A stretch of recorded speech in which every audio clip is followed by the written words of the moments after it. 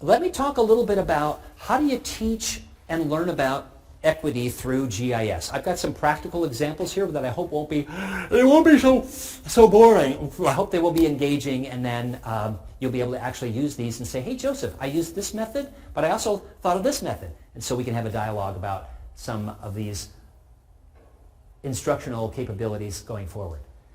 Here's a couple of tenets. Understand the benefits and limitations of data, critical thinking skills. There's lots of instructional objectives that are met through these. But one of them is, how many of your phone apps are sharing your location right now? Do you know how to turn those off? Why does the calculator app need to know my location? And if I say yes, though, that I want to share my location with the calculator app, does it matter? Okay, so if I want that pizza to be delivered to my residence, I have to give my address. Okay, how many of you have a fitness app that you're recording your cycle rides, your walks, your runs, etc.? Do you share that with anyone? If you did, would it matter? There are all kinds of communities out there, advertising companies being one, that really care about your location, right? Where have you shopped? I got these cool new geography glasses. Oh my gosh, what's not to love? They say geography right on the... I was going to put MCC is awesome, but that was too many characters and they wouldn't allow that. But what did I see after I bought these geography glasses?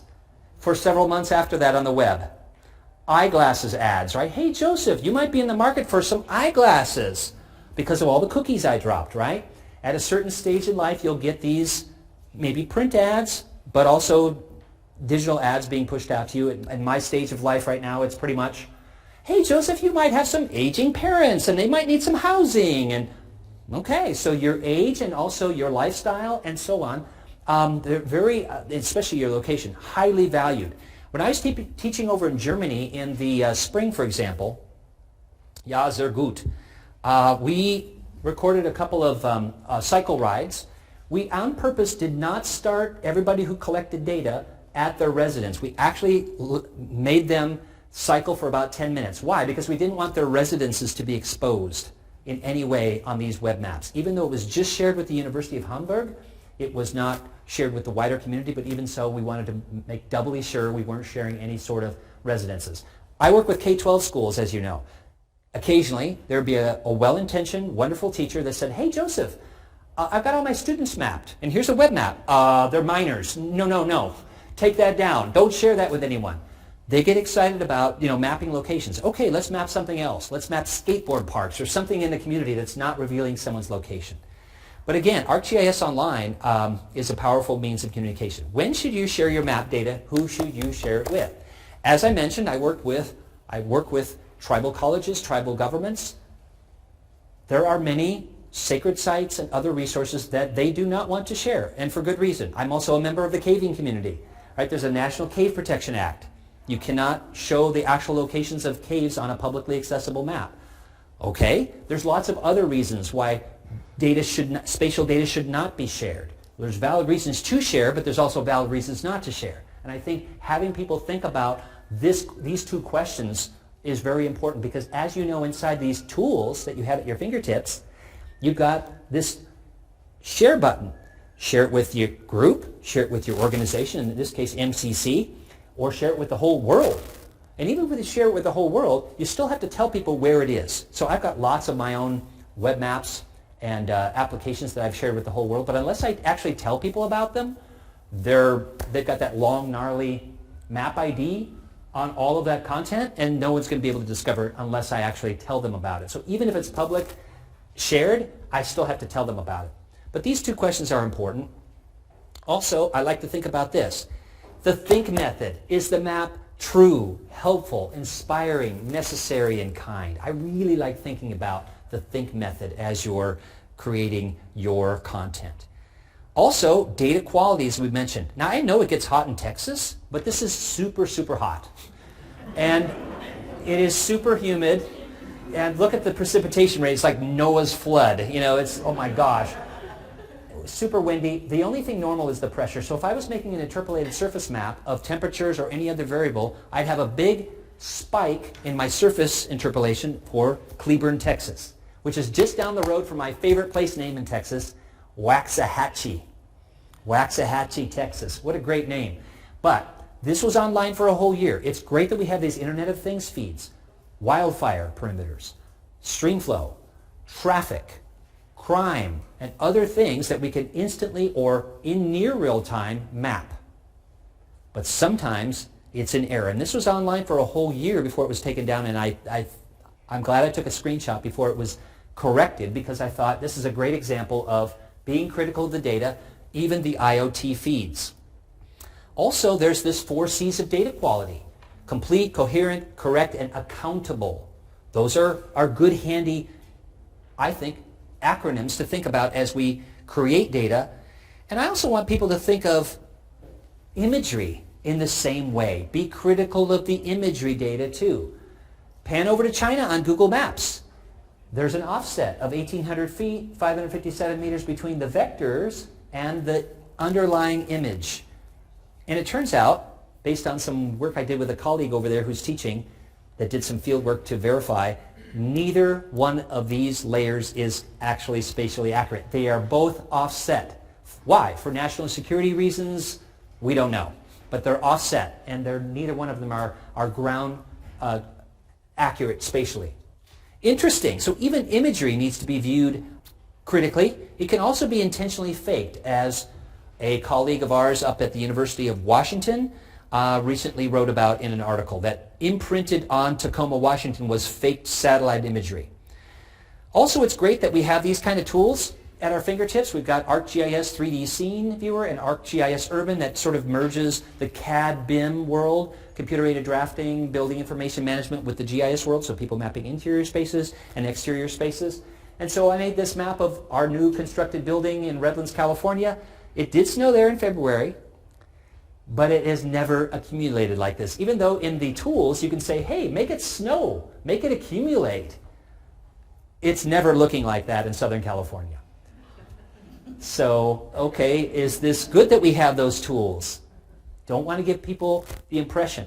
Michael Goodchild, one of the founding people in geospatial technology, that probably some of you have read articles or books from Michael Goodchild, he doesn't even like the term digital twin, because he says it implies that the digital version is an exact replica of reality. Maps are representations of reality, right, folks? They're very useful representations, but the representation's just the same. They are, right, there's map projection issues. There are symbology choices that need to be made. Unless we're making a map of this table at 1-to-1 scale, probably anything bigger than that, we would have to represent it, right? We can't make a map of 1-to-1 scale that exactly replicates our complex, troubled, wonderful planet, right? We have to make choices along the way, and so that's why I want people to think thoughtfully about. So some people may not like that we have these kind of tools, and some people might think it's valuable. Here's another thing that to think about. When I updated my lesson on towns in Rhode Island, some of you know New England geography is a little bit different. They have towns that are between counties and cities. Okay, so towns, mapping Lyme disease rates. It was a good lesson in, if it's too good to be true, maybe I'd better call the data provider. All the Lyme disease rates had gone down from the 2000s till the 2010s when I updated the lesson. And I thought, maybe I should call the data provider, and I did, and they said, Joseph, there wasn't enough funding in the 2010s to map the Lyme disease accurately, so really the rates did not really go down. They just looked like they went down because we had less surveillance and less funding to monitor the situation. So that wouldn't have been in the metadata in this case. I never metadata I didn't like. Ooh, that was such a bad geo pun. But the point is, sometimes contacting the data provider for an extra level of confidence that you know what you're dealing with when you're mapping things is important. And that was a good lesson in that right there. Another example is if you're mapping your own data. Now, I did not crawl over people's fences here, right? It took about 5 minutes before my track was actually along this reservoir boundary in the data that I was collecting on the ground with, for example, Survey 123 or even a higher end GPS unit. I did not walk across this. No, that was all something I could then delete. But being critical of it is important. So even your own data. Another set of another instructional, I think, valued resource is My colleague David DiBiase, who used to actually be my boss at Esri, he was our team lead for a while. He's an instructor at Penn State now, and he's got a whole set of conundrums. They're real issues where you're challenged by the open records law conflicts with your customer's intent. Lisa Berry, for example, at Esri, who is one of my favorite cartographers, not long after she started at Esri, she had an organization say, we need to show that Northeast USA motor vehicle accident rates are higher than any other place. And Lisa looked at the data. No, that doesn't show what we want, they said. Can you normalize it? Okay, we'll normalize. It still doesn't show what you... Sorry. Lisa eventually had to go to that requester and said, the data doesn't bear it out. And they were disappointed. But Lisa had to stand up for, the data shows this. I can't adjust the data based on your needs. Yeah, we've got just a few minutes left. But David's got a whole set of these case studies. Another set I really like is from my own colleague in Colorado, where there are certain interviews about geoprivacy, including with Repo Man. So Repo Man has a repossessed vehicle tracking, stolen vehicle, license plate, surveillance set of cameras on the hood of his car. And the interview with him is that I'm just doing a job. Someone's paying me to collect these license plate information. And the questions that I pose when we watch that video is, are license plates, should they be blurred? Is Repo Man targeting certain neighborhoods where he suspects there's more stolen vehicles? What should be shared and what should not be shared on various websites, information sources, and so on? It's a very compelling set of interviews. And lastly, I love using these gigapan images. For example, off one of the towers in China. How many people are on their phones? How many people's faces are blurred? I can see inside the dashboards of certain cars. Should that be blurred out? And so on. Right? They're very compelling images, and they're very good for talking about location privacy and consequently some of the larger issues that we've been chatting about. Can I use this picture? Oh, you're making a story map, and you're using a photo from Bob's Photos, Inc. Do you have permission from Bob to use that in your story map? Right? Just because the content is available doesn't mean, here are the librarians, why am I telling you this? Doesn't mean you have permission to use it, right? You need to talk to Bob and get permission, or Creative Commons, right? U.S. federal agencies, non-copyrighted information, or your own content, steer toward those sources. Or, if you truly need permission, ask Bob or whoever's the provider for the content to be, if you can use it in your own resource. Here's another ethical issue. Should you use that picture? There's all kinds of stories about a place being overloved. The most famous one was in Botswana. Hey, there's this wonderful place. Let's post a picture. Let's tell people exactly where it is, latitude, longitude. Let's put it on a web map. And now that place is a little bit overloved, and there are some consequential issues. So that's a couple of ways to teach about some of these issues. And I've got a lot more here, but I'm going to close with a couple of things. I get this question frequently from folks. Is my map right? Ooh, I love that question. And, you all think about your K-12 education. You were asked to regurgitate information for a test oftentimes, and, I've got to reprogram that part of my brain. I'm going to memorize this next block of content for the next test. And so we're all sort of trained, and we could have a discussion about that, in the rightness. I say, does that map aid in your understanding of the issue, about the hazards of the inequities in the community, or the natural hazards, or the population change, or the water quality? And secondly, can you justify the choices you made in creating that map? So those are the responses I like to get at the, is my map right? I don't fault them for asking that, but here's ways to keep moving as we close in with our final moments here together. And I hope this has been valuable. Okay, I've got a two-part essay about teaching about racial equity and social justice using GIS and spatial data that includes the policy maps, the Justice 40 Atlas, and some other resources that we've talked about here. I've got, it's not the end-all be-all, but a ethical geo essay for the American Geographical Society on their ethical geo page, and there's other good articles on there too. And I've got this spatial reserves data blog, which I referred to, Where can I find data? How do I know if it's any good? And then societal issues around that.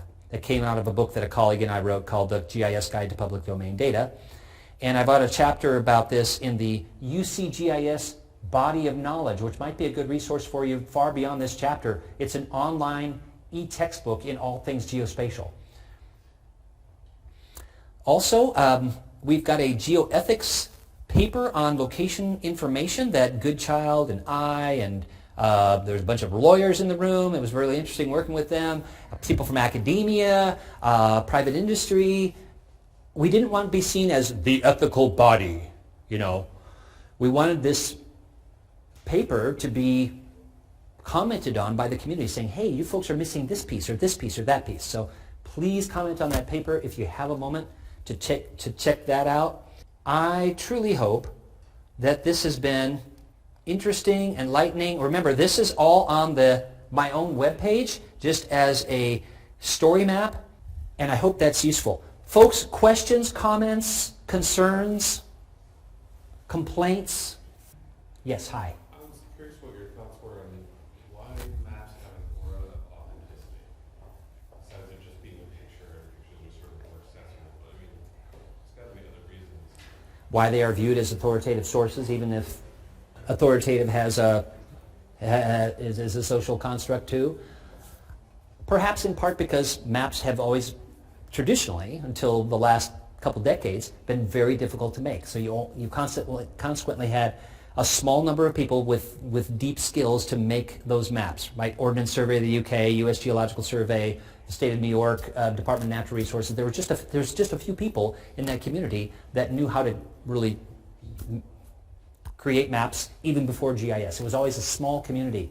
And then with GIS, starting in the 1960s, Roger Tomlinson, Canadian Land Inventory, up in Ottawa, creating the world's first GIS. By the way, I went there in July. I know this is pretty geeky, but I was at the International Statistics Conference in Canada, and I went to the place where Roger Tomlinson started the world's first GIS. I felt like it was GIS holy ground. It was like, ooh, this is where Roger worked.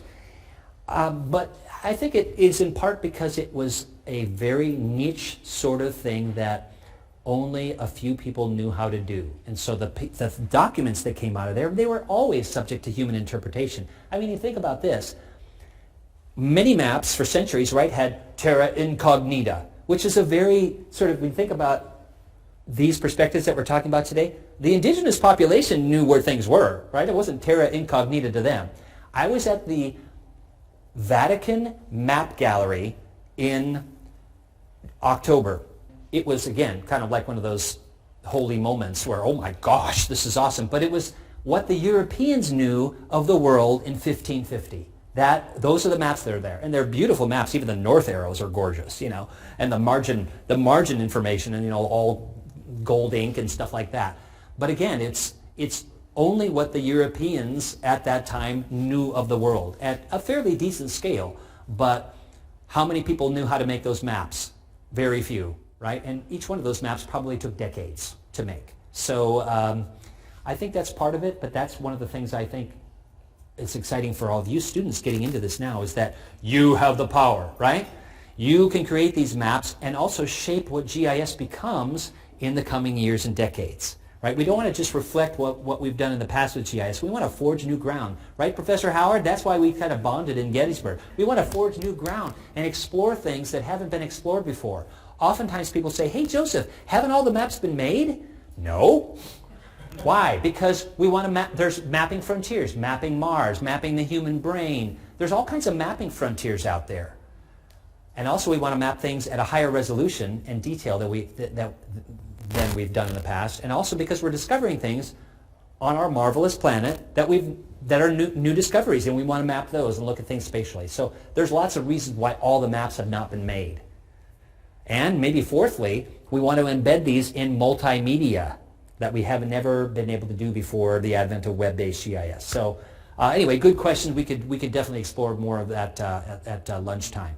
But I don't want to intrude on your time. I know you're quite busy, and I appreciate the time, folks. And map on. Be change agents in the world. Oh, thanks, folks. Much appreciated. Thank you, Dr.